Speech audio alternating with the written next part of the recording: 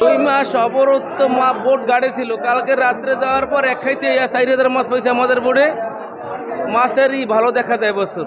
পামু আল্লাহ নাম লই, এখন মাছ হয়েছে সাগরে পামু, গেলে মাছ পামু। যারা আসছে বহিরাগত যারা বোট আসছে তারা বলে যে সাগরে মাছ আছে অনেক, আল্লাহর নাম লই।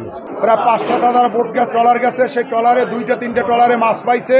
তারা রাত্রে দেয় রাত্রি মাছ পাইছে, সকালবেলা উঠে আসছে 2-3টে ট্রলারে।